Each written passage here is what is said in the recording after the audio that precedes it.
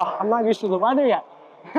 So just now we went over passing sequence where we utilize feints as the standing player, and then using different types of footwork to really get our opponent to bite on certain attacks and then use their reaction against them and get into a good passing position.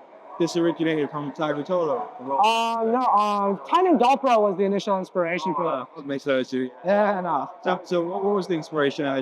So Thailand Galpro uses a similar motion to pass a lasso in the gi. So this is actually coming about when I was training in the gi and I was having trouble passing lasso. I was watching him. I think Andy Murasaki does a similar thing, just slightly different. Yeah, so it's a cool way to change directions. We have like quite a few options for us here. But what I want to do is put greater emphasis on the setup and how we're going to look to enter the position, how we can transition between the positions, and then actually finishing the pass. So what are we going to focus on? So we've managed to engage with our partner and gotten them to their back.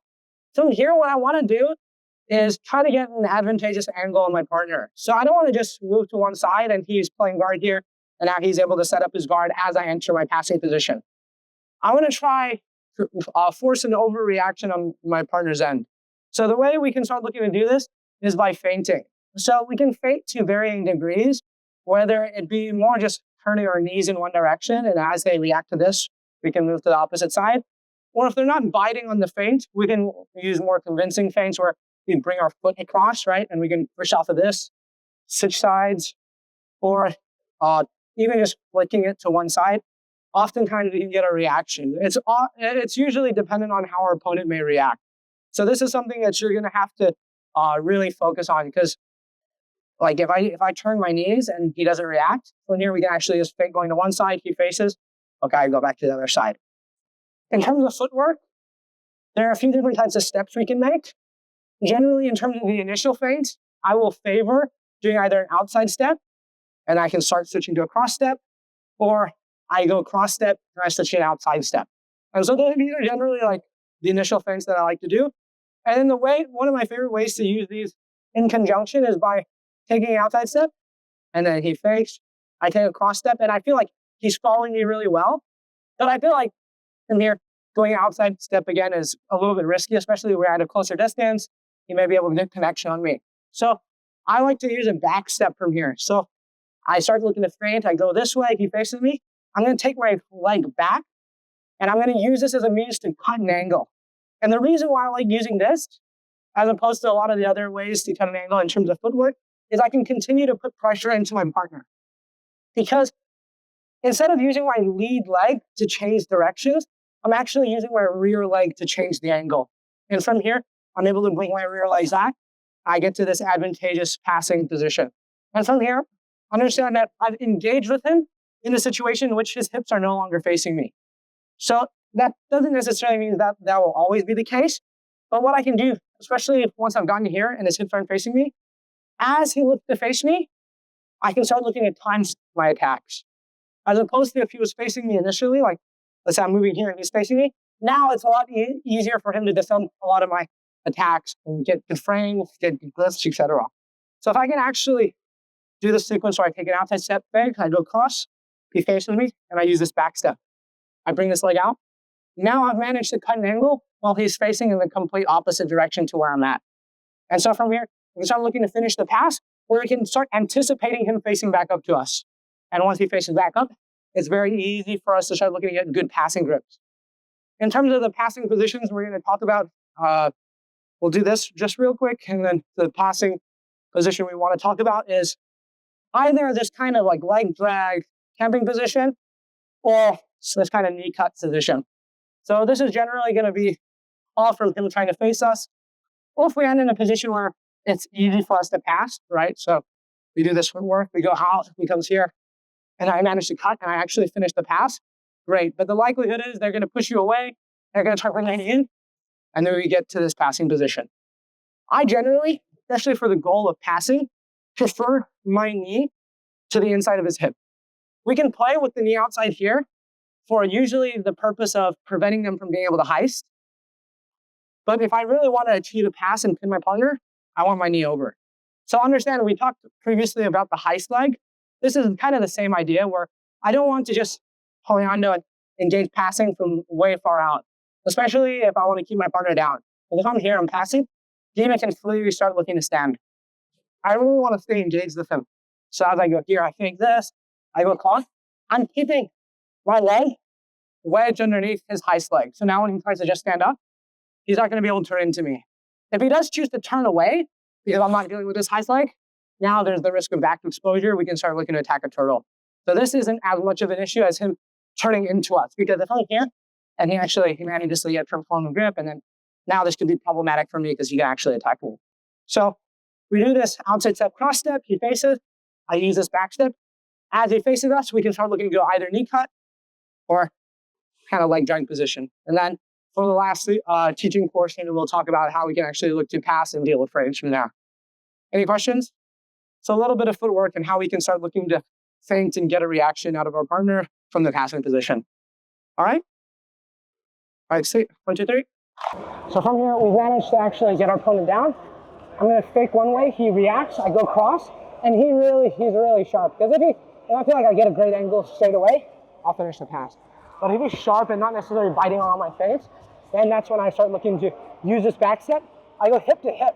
So now when he really tries to face me straight away, it's fairly difficult, and I can bring my lead leg out to an angle. And now, passing from here should be fairly easy. Obviously, if we can't pass straight away, they're really using their frames to push us away. We go into a pass as they face us. Oh, back step you do now. That is probably one of my favorite transitions. Yeah. Yeah, so I go here, I step out, I go cross, and as they face me. So I have a question. Does it matter this leg if it's inside or if it's on like almost like a shin pinch? Like this, I don't mind. I worry about the top leg. I want the top leg across my body. What I'm going to look to do is connect our hips. Even if they have this, my weight's not on my foot, right? So now even as he extends this foot, I just pull my red leg out. Our hips are connected. So the great thing about this is I'm putting pressure in, but I'm also in a position to change my angle. So the moment I relieve pressure, I'm in my angle. As opposed to if I were to just change angle with my lead leg, if I went here and I switched angle, notice how I relieve a lot of pressure as I make this transition. So instead I use this to get him to continue facing this direction as I manage to cut an angle. But you will keep the hips outside of your leg and you will block that way. Like here. Yeah, like. Yeah, so like from here, then generally. Or... Yeah, from here I generally prefer entering in, and from here a lot of times they're going to try to push away and face me again, and then that's when I can start looking to misdirect it. It's pretty easy, especially. So you always like try to go. Yeah. I'm really trying to feint and really get him to kind of bite on what I'm trying to show him. Because like, if I go here and he fakes and he reacts, wonderful. And if he faces me again, now I use his back step. Even if I feel like he reacts to his back step super well, he faces me, I just go back to what I initially started doing. So I'm really trying to see how he reacts, and that's going to determine where I'm committing. If he commits well to the first thing I do, right, I pass. If I feel like there's not much reaction here, then I can start looking to pass in this direction. So it's a bit of an odd position in terms of this back step, right? But I quite like it because I can keep weight into someone. Because now you try to face me, it's pretty difficult. Like go back to where you were? Yeah. You do this little back step, so sometimes you just like slide down to like a dope mount, like put your knee down and step over. You could absolutely do that. But from here, I want to make the transition to the upper body. If I want to like leg ride and I want to try really get them to turtle, then I'll really come on top. Yeah, then I'm more willing. But if I want to score, like obviously in a jiu-jitsu context, we want back to the mat, hips to the mat. Here, I'm not necessarily going to be able to score. Turtle scramble. Yeah, like he can turtle, and that's good for me in terms of attacking back, maybe getting the sub. But if I want to move in the direction of actually pinning him, I really like going here. Because I can start looking at chest to chest and play off of this.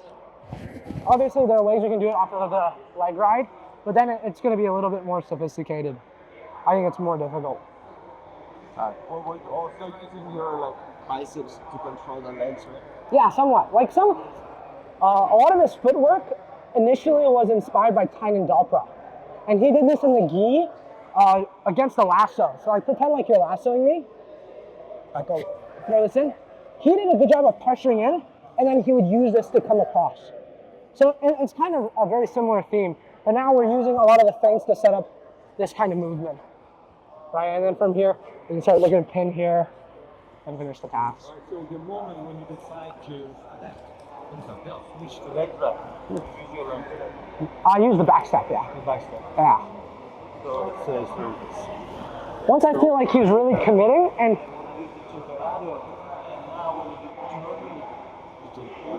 yeah, and connect your hip to his hip. Yeah, you don't want to necessarily fall on him, but you want to put weight so he can't just face you freely. Exactly.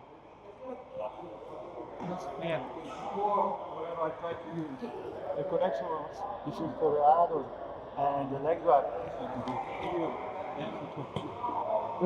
I think This way, yeah, but most people do that. But I think that when I use the back step, the way is shorter. the reason why I prefer using the back step is because I keep weight on them. If I do from like, if I go out and I toreando and I switch to the leg drag, you see how there's no weight on him? Yeah. I prefer doing this where he faces me and I put weight on him. So now I don't have to rush here. It's not necessarily a speed thing.